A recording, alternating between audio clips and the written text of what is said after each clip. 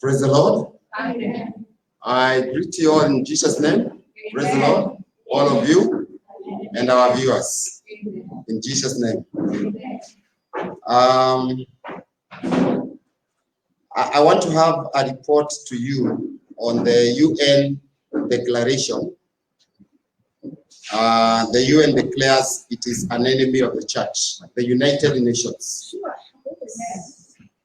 And now, just like I don't remember what time I spoke about Russia and Rome, but today I want to speak from Revelation chapter 17 to give you an awareness of what is happening. Let me read you the UN declaration. The United Nations says that the Christian church is the enemy of the human rights. Right? Sasa ni wakati wa kujipanga. Wakati mnasikia apostol wakisema tuseme Yesu, kama hautakuwa na Yesu sasa hautaweza. Sikiza hii report. The UN says that it will become a world religion to impose humanitarian laws, not spiritual, so that the world is not subject to Christian doctrine, so that they cannot impose their spiritual laws. The United Nations declares that its principles and declarations serve as a world religion to take control of humanity. In their ID 2020 project, they say that it is mandatory to corner Christians to divide their beliefs and faith. They cannot continue to win more lives for their Christian doctrine. We must take power away from the church. Christians commit a crime against gender equality by prohibiting their human rights. They are enemies of humanity. So this project was declared in 2000 and began to be partially applied in 2006 and to give it full use in 2020 as law equal rights. According to the UN, or future world religion, Christians want to indoctrinate, I don't know what they say, LGBT groups, to take away their rights and convert them to renounce their rights. They say that it is a discrimination against their ideology, that Christians do not allow abortion or divorce because their laws prohibit it, and they do not accept polygamy, among other evils, and this violates their rights according to the United Nations. The United Nations says that they will be the true religion that allows the citizens of the world to be happy in a way they want, to live life under the New World Order. Remember, I have been speaking about the New World Order that is coming and it's already there.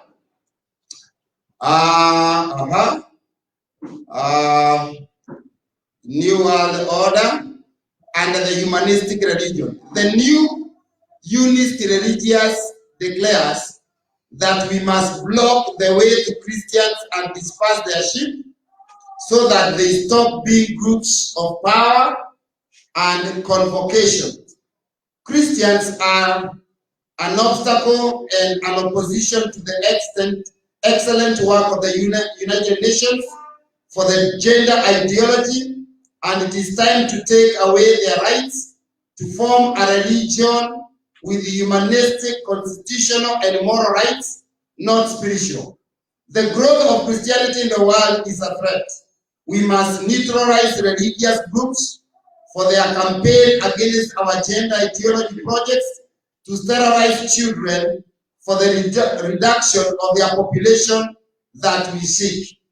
Christians defend traditional principles based on the Bible, which does not fit for this time of globalist and United Nations government for a new humanity. Their value, that is of Christians, are rooted in religious interpretations of men and women in discriminatory way.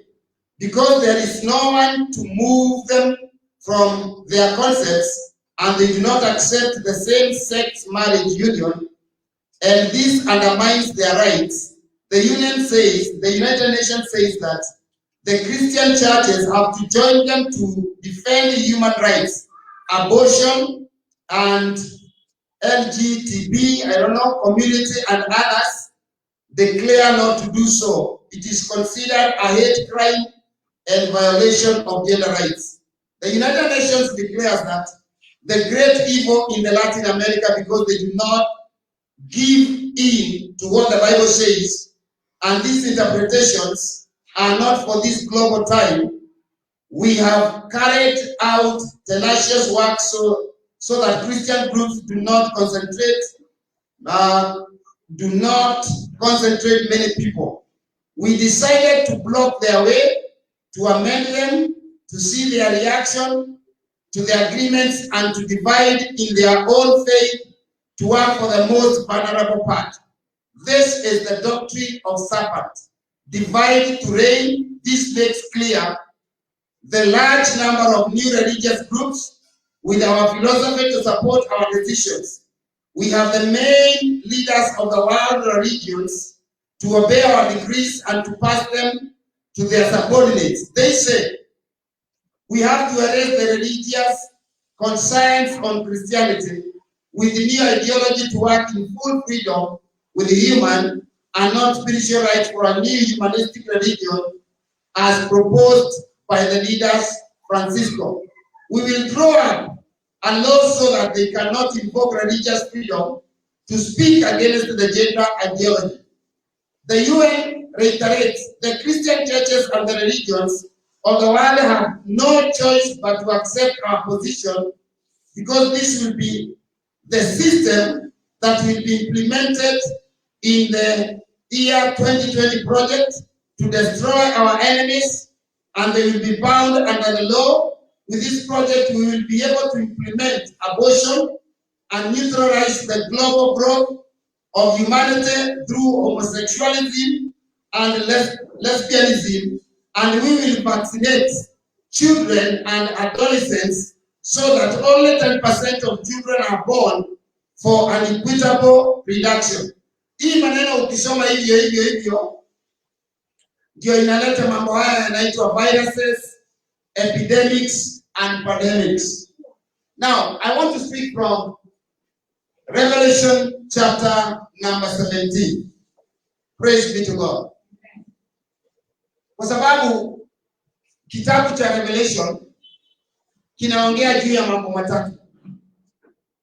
Jambo la kwanza, in the book of Revelation, ndio tujue tuko wapi katika vita vya kiroho. The Bible talks about in the book of Revelation, it is divided into 3 portions. One portion of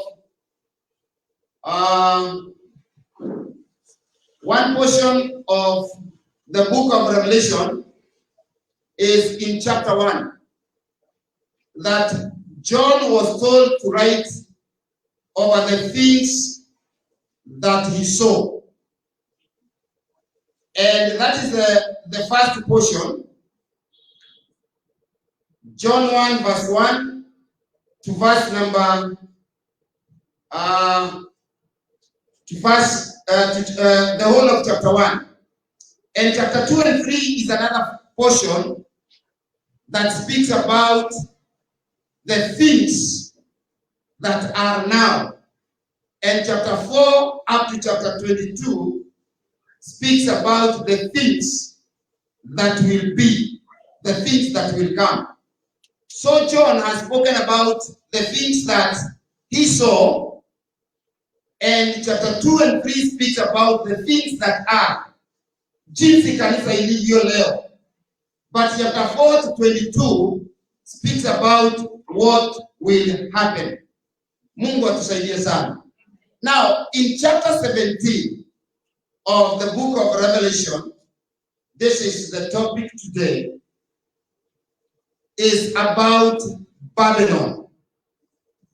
Babylon, from the name Babel, Babylon the Great is mentioned in Revelation 16 verse 19. And that in Revelation 17 from verse number 1, it says, and I read, one of the 7 angels who had the 7 bowls came and said to me, come, I will show you the punishment of the great prostitute, who sits on many waters. With her, the kings of the earth committed adultery, and the inhabitants of the earth were intoxicated with the wine of her adulteries. Then the angel carried me away in the spirit into a desert. There I saw a woman sitting on a scarlet beast that was covered with blasphemous names and had 7 heads and 10 horns. The woman was dressed in purple and scarlet, that is the royal clothes, and was glittering with gold, precious stones, and pearls. She held a golden cup in her hand, filled with abominable things, and the filth of her adulteries. This title was written on her forehead: Mystery, Babylon the Great, the mother of prostitutes, and the abominations of the earth. Praise be to God. Amen. I know this is a difficult subject to tackle, but I want to break the bread so that people can understand where we are, at what age in the dispensation of the Holy Spirit that we are now in. When we talk about divisions of a Babylon or religion and false Babylon, we are talking about an angel who approaches John. And remember, John is having a vision of the last days of human history. This is a vision of the last days of human history. John is having a vision, and he has just been shown the great devastation of the last war, Armageddon. If you go to Revelation chapter 16, it will tell you about, and especially verse 16, about Armageddon. Armageddon from the Greek word Harmagedon, located in the northern central Palestine, meaning the mountain of Megiddo, and it will be the center of the battle of the great day of God Almighty. If you go to Revelation chapter 16 verse 14. And this war will occur towards the end of the tribulation and conclude when Christ returns to destroy the wicked. If you go to Revelation chapter 14 verse 19, when Christ comes to deliver his people and inaugurate his messianic kingdom, I want you to note that Satan and demons will gather together many nations under the direction of the Antichrist in order to make war against God. There is now war against God. The United Nations, the 10 federations that will come together against the church. May God help us. So the great prostitute represents religious Babylon and encompasses all false religions, including the apostate church, the apostate Christianity. And in the Bible, prostitution and adultery, when used figuratively, normally denotes religions or religious apostasy and unfaithfulness to God. If you read Isaiah chapter 1 verse 21, Jeremiah chapter 3 verse 9, Ezekiel 16 verse 14 to 18, and verse number 32, and when you read James chapter 4 verse 4, you'll find the figurative of Babylon as a prostitute and signify a people who profess to serve God while actually worship and serve other gods. I want you to note the sharp contrast between the great prostitute and the bride of the Lamb. Here we are seeing in Revelation 19 verse 7 to 8, I want you to see the contrast between the great prostitute that will be brought in by Satan, the apostate church, and the Lamb of God, the bride of the Lamb of God. So the prostitute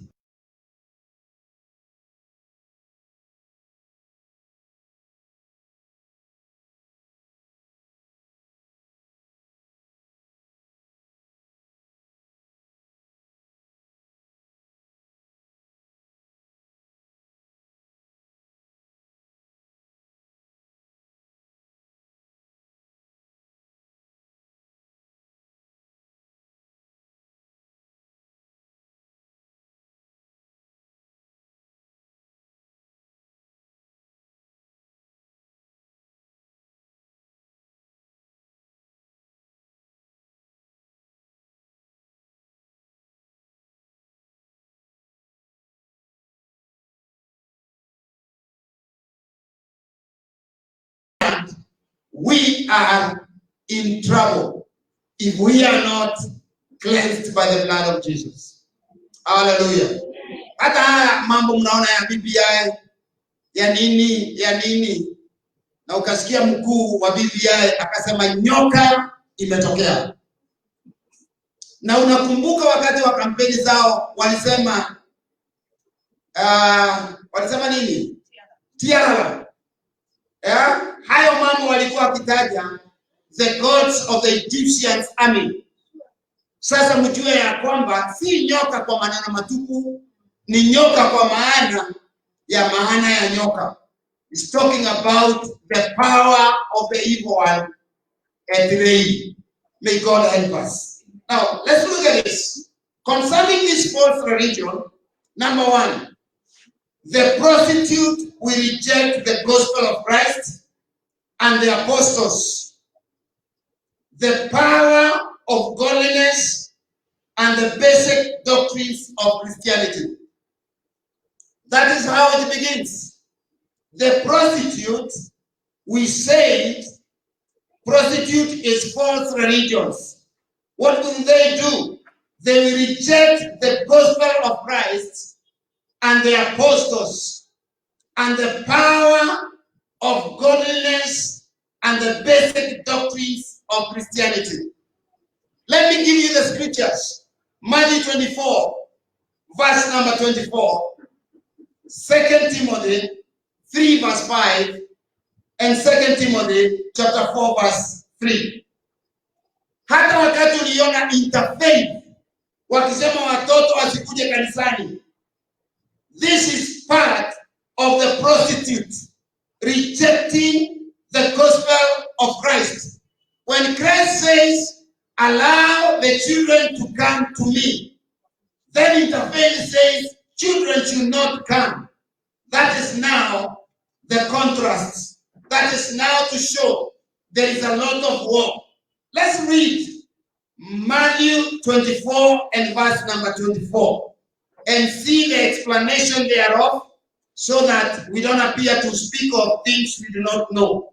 In Matthew 24 and verse number 24, sasa ndio mnatakiwa mjue juu ya Yesu, lakini si juu ya kanisa.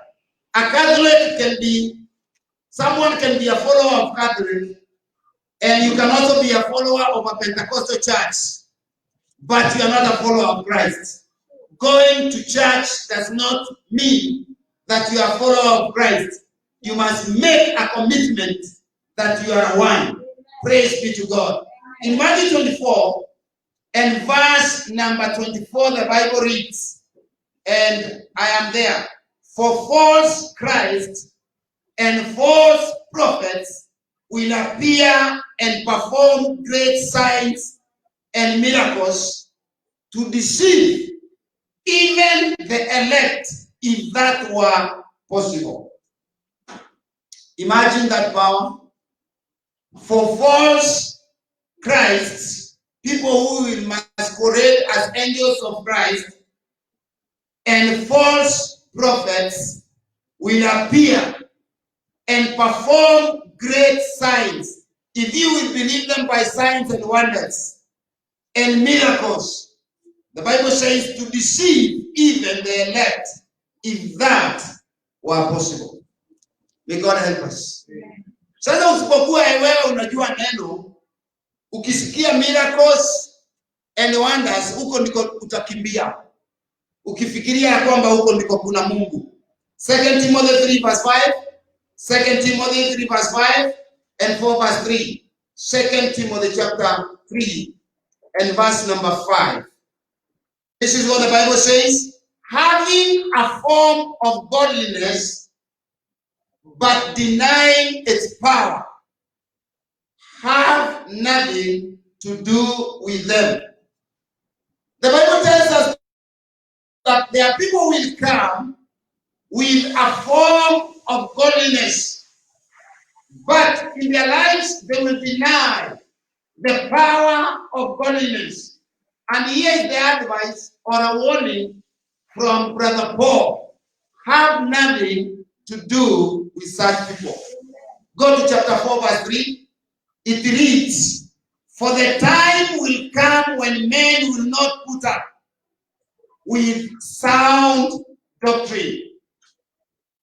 Instead, to suit their own desires, they will gather around them a great number of teachers to say what their itching ears want to hear. We are in such times, and that we need to be so careful. May God help us. Number 2, about false religion. She will enter into partnership with the powers and philosophy of Babylon.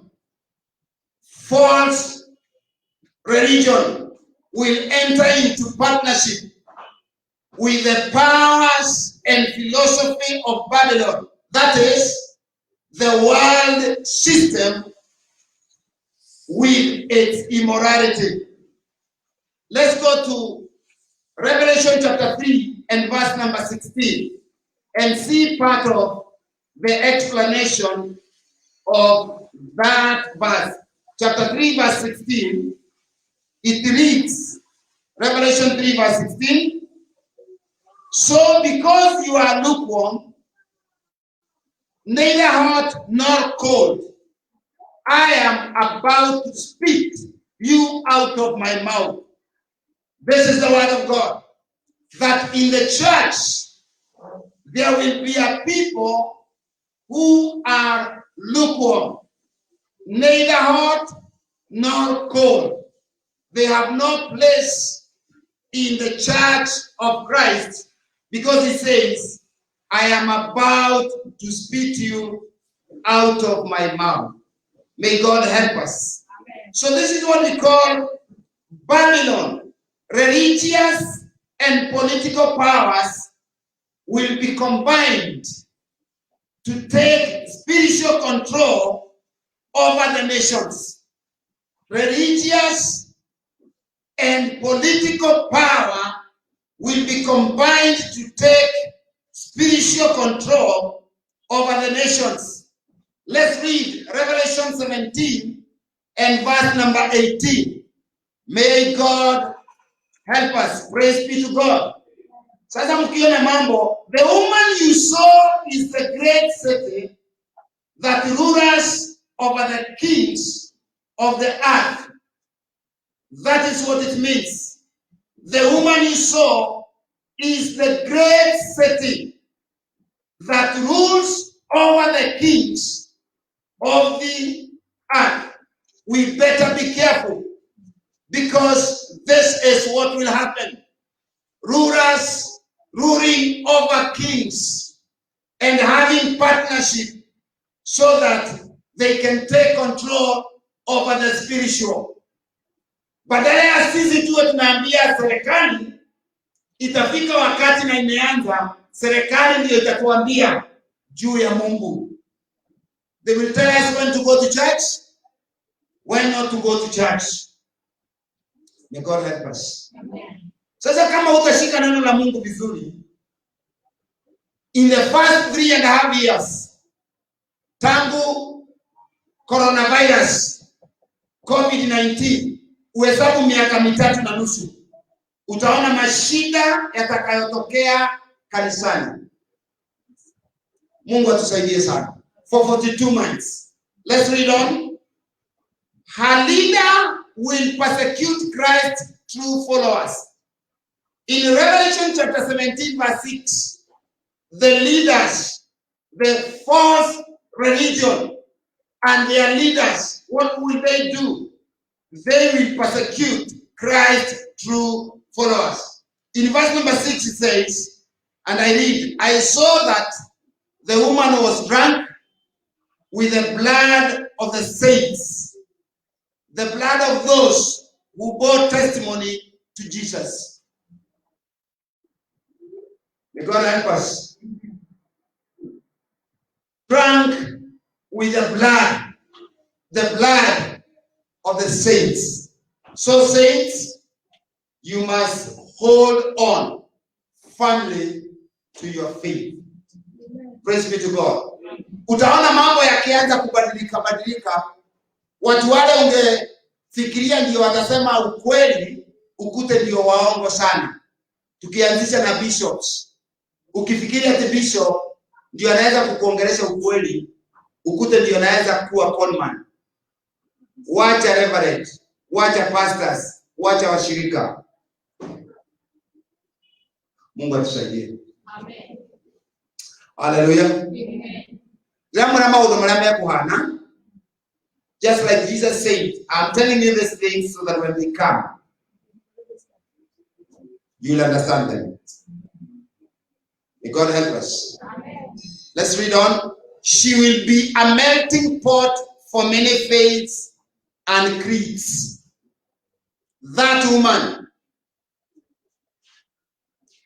And doctrines will not be of primary importance. She will be a melting pot for many faiths and creeds, and doctrines will not be of primary importance.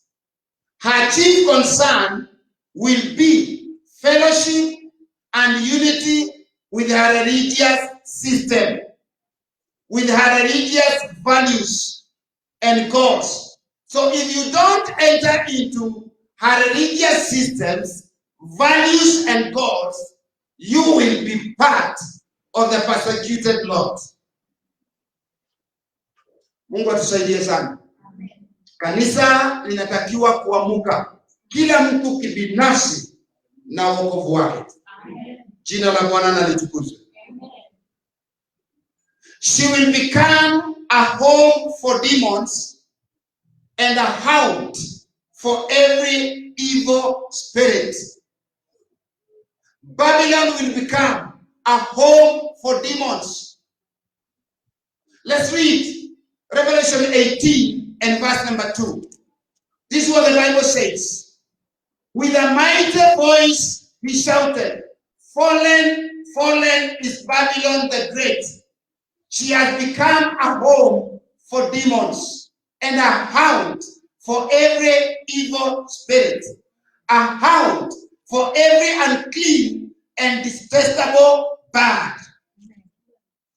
Pope alisema lesbians and homosexuals are free. Imagine. This is what we are saying. They have their rights. It is like my dress, my choice. Na akatangaza hivyo. Na yeye ndiyo sasa mkuu wa religion that will usher in the Antichrist. I can say it so loudly because I have the Bible to defend the proper doctrines. May God help us. Amen. Hallelujah. Amen. Look at Isaiah 47 verse 12 to 13. Isaiah 47 verse 12 to 13. Isaiah 47 verse 12 to 13. Nataka kuwafundisha Biblia kwa sababu kuna wakati mtanitafuta mkisema haya ndiyo mambo tulifundishwa. 47 verse 12 to 13. Ni vizuri kushika sana neno. Inasema hivi, Isaiah 47 verse 12. Keep on them with your magic spells and with your many sorceries which you have labored at since childhood. Perhaps you will succeed. Perhaps you will cause terror. All the counsel you have received has only worn you out. Let your astrologers come forward. Those stargazers who make predictions month by month, let them save you from what is coming upon you. You see now, the man of God is trying to show that all those things that they have will never save them. Hata nyoka haitasaidia. It will avail to nothing. Because nyoka is the devil, is the demon, is a serpent, is the Antichrist, is against God and his wishes and his will. May God help us. Hallelujah. Revelation chapter 17. Let's look at another thing. Number 4. All true believers are commanded to come out of her, or they will be condemned with her. It is a time now in Revelation 18 verse 4. You either come out of her, or you will be condemned with her. Revelation 18 and verse number 4 reads, Then I heard another voice from heaven say, Come out of her, my people, so that you will not share in her sins. This is God's prophetic call to the last generation of believers to come out of Babylon the Great, that is recorded in Revelation 18 verse 2. Because those who among God's people who remain in the ungodly system will inevitably share in her sins and therefore receive her plagues. The call to be separate from the world and false religious institutions have been an essential aspect of salvation throughout redemptive history. In Isaiah 52 verse 11 and Jeremiah 51 and verse number 46 and 1 Corinthians 11 and verse number 32, there are scriptures that speak about separation, spiritual separation for believers. We must come out of Babylonian system, the system of the world. The world is cosmos in Greek. That vast system where Satan dominates independent of God. May God help us. Finally, brothers, let me say this. In Revelation 17 verse 16, God will cause the Antichrist destroy her. Watapigana hawa wenyewe. Let's look at 17 and verse number 16 and see what the Bible says. 17 verse 16, inasema, the beast and the 10 horns you saw will hate the prostitute. 10 horns is the 10 federations. They will bring her to ruin and leave her naked. They will eat her flesh and burn her with fire. What does this mean? Sometimes during the Antichrist rule, the prostitute that we read as Babylon in Revelation 17 verse 1 will be hated by the Antichrist and his supporters, and they will utterly destroy her and her institutions. This is God's judgment against the world's religious system that rejected God's truth in Christ. And it will now occur at the midpoint of the 7-year tribulation. So when the beast professes to be God and demands that all worship be made to him, that is when they will fight. And we need to understand the coming of the great tribulation. Hallelujah. Jina la Bwana na litukuzwe. Ninasema maneno haya ndio sasa wewe ujihadhari na wokovu wako. Isiwe ni wokovu wa fugufugu, haumjui Yesu. Because there will be institutions, religious institutions, that people attend very early in the morning and they feel well. And they devote themselves and their money to that, minus godliness. You'll find them, so many, and the elites, the millionaires and the billionaires of this age, minus godliness. Sasa ushike neno vizuri, ujue kuna mambo yatatokea. Kuanzia watoto wetu, watu wote wapende Mungu na wazingatie mafundisho ya Yesu, kwa sababu mafundisho potovu yatakuja na yako. Bwana tusaidie sana.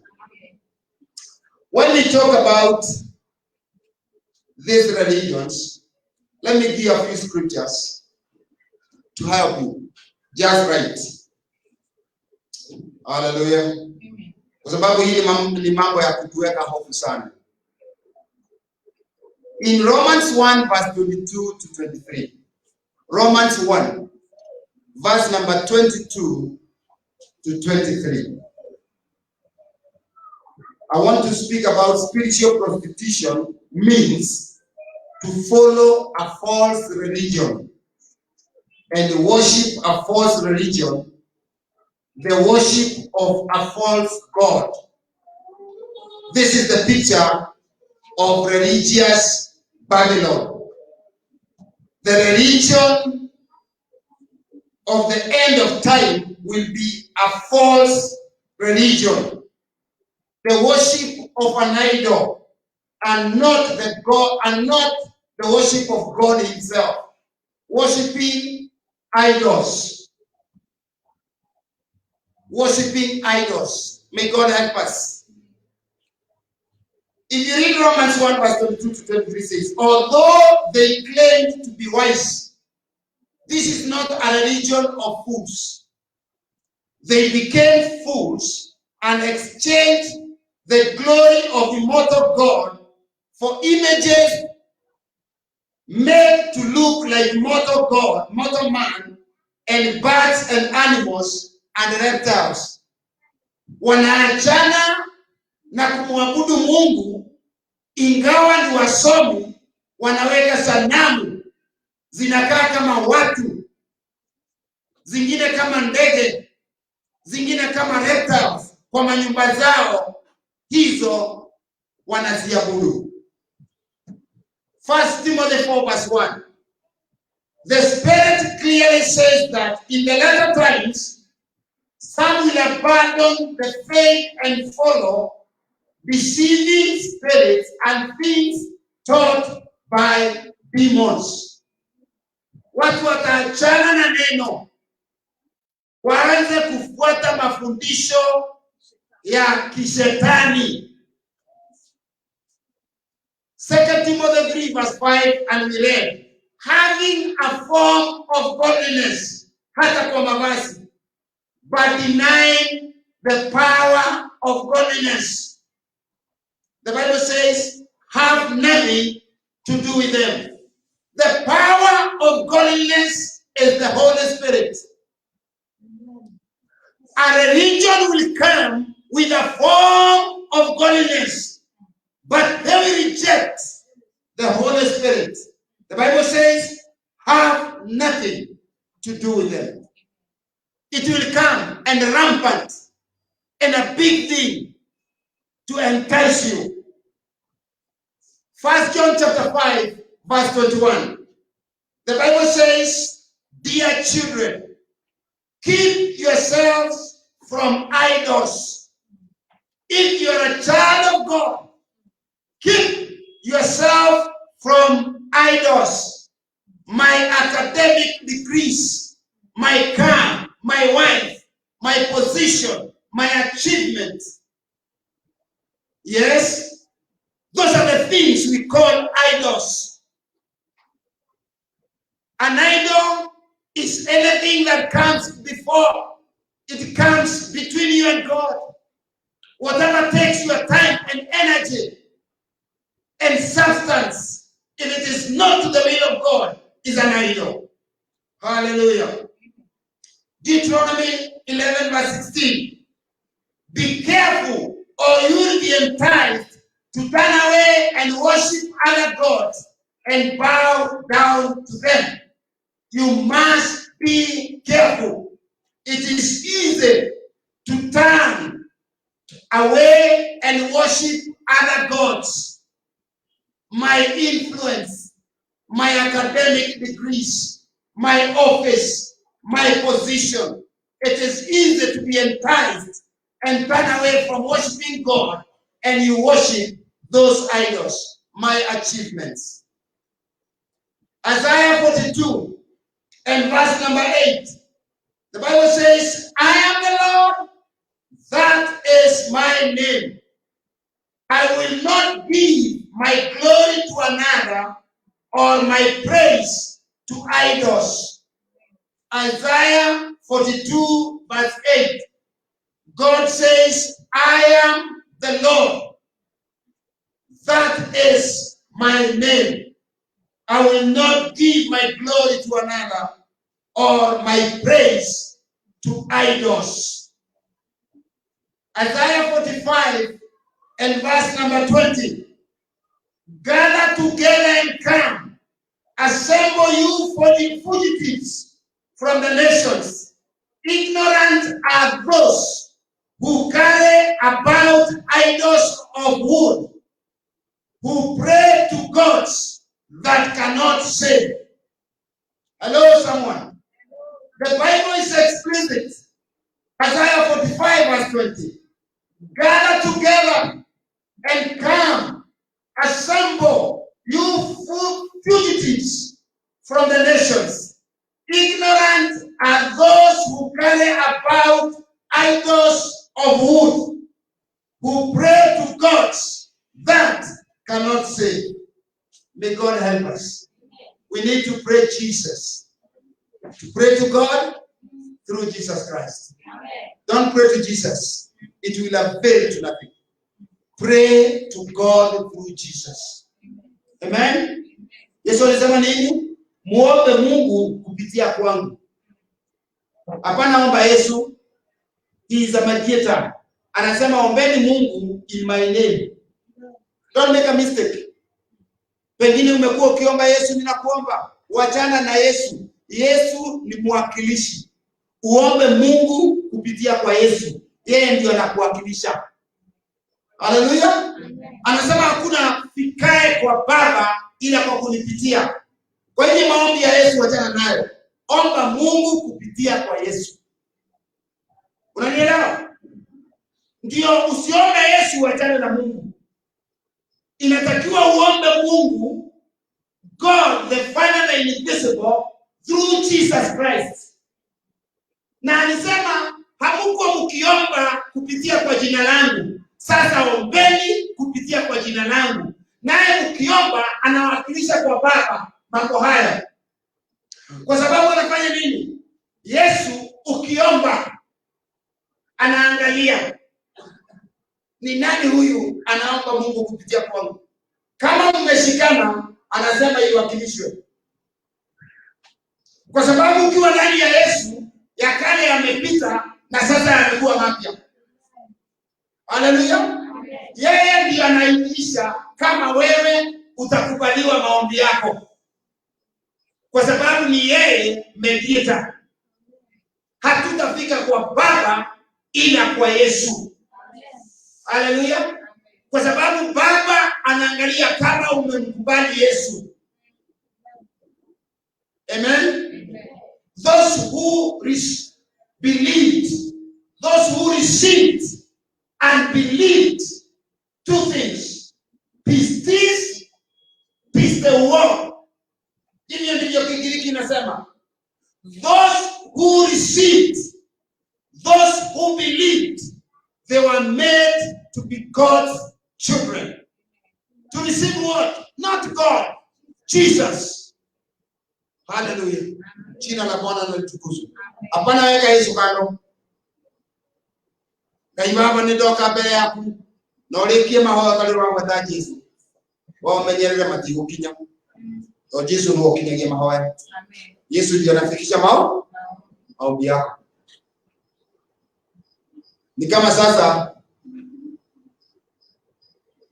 vile mama anaweza kuambia mtoto aambie baba kitu. Sio ni kucheza. Yeah? Watoto waanze kusema kitu wanataka nyama kwa sababu nani mama aliwachochea waseme nyama. Kwani unapokea nyama kupitia kwa watoto? Tujue daraja ya kufika kupata maombi yetu ni kupitia kwa Yesu. Naye huyu Yesu anakuangalia kama ni mdomo ama wewe uko naye. Kama unamwamini ama tu umetoka huko barabara na unasema Yesu Yesu. Mungu atusaidie. Kwa hivyo siku hii ya leo tunataka kusema hivi. Kuna vita kati ya shetani na watu wa Mungu. Utafanya nini sasa? Simameni tuombe. Utafanya nini? Na ndio tunaambia tukuje maombi. Na ndio unaona kama maombi inakuchokesha wewe. Mungu atusaidie sana. Mungu atusaidie. Wawero alienda kijiji kukutana na pastor wa baba yake. Hiyo ni tangazo la kwanza. Stanley na mkeo hawajisikii vizuri. Tuwaombee wapone. Bwana asifiwe. Nani iko na ripoti ya Alexander? Hajakuja wiki mbili tupate hiyo ripoti. Bwana asifiwe sana. Tunataka kuomba. Sasa si wokovu ya ile hoehae waya kombo. Sasa ni ujue kuna vita ya wokovu wako. Bwana asifiwe sana. Damaris, karibu tuombe. Asanteni sana kwa kunisikiza, hata our viewers. Thank you very much for listening about the judgment of both religious Babylon and political Babylon. Hallelujah. Amen. God bless you. Amen. Amen.